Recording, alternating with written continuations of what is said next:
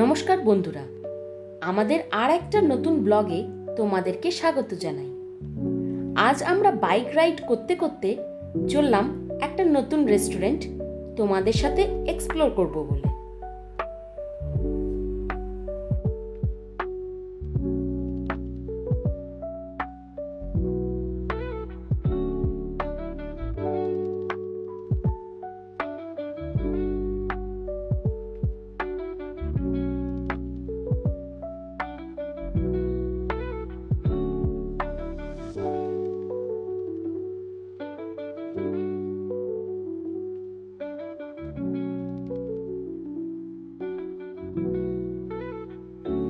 আমরা যা দেওরগণদের সাথে চলে এলাম সম্ভাবনা রেস্টুরেন্টে।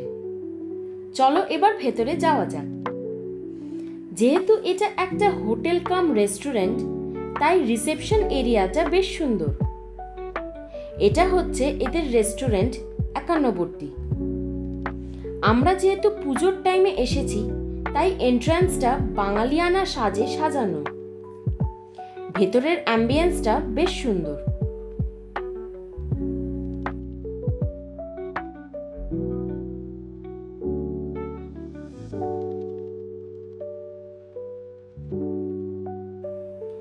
এটা হচ্ছে ওদের মেনু কার্ড, আর আমরা অর্ডার করেছিলাম crispy honey chicken, hot garlic fish, mixed fried rice, masala kulcha, Kashmiri pulao, chicken কষা আর চিকেন পেঁয়াজা।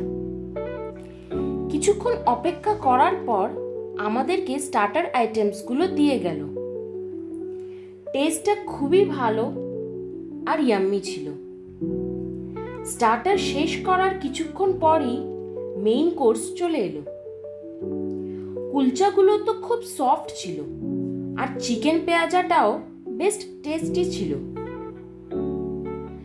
তবে চিকেন কষাটা একটু বেশি স্পাইসি লাগলো।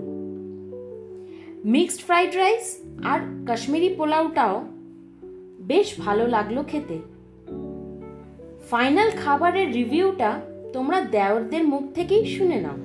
তো আজকে আমরা খেলাম প্রথমে ক্রিস্পি চিকেন, যেটা অসাধারণ ছিল।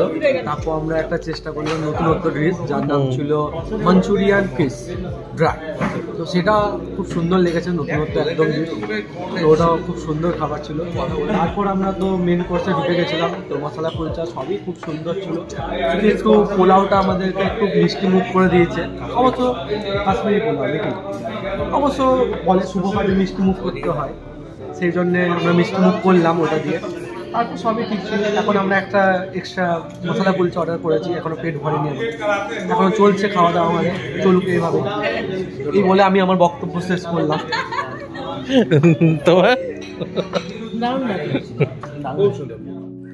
খাওয়া দাওয়ার শেষে আমরা হোটেলের সুইমিং পুলের দিকে চলে এলাম। এখানে কিছু ছবি তুলে আমরা বাড়ি ফিরলাম।